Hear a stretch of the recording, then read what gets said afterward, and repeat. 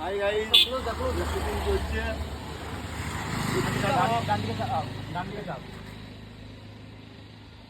ঠিক আছে,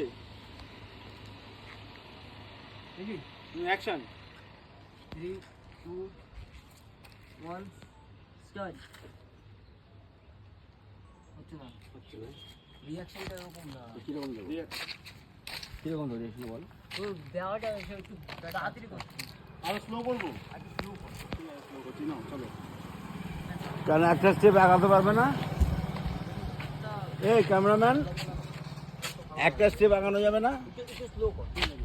একটা স্টেপ আগানো যাবে না?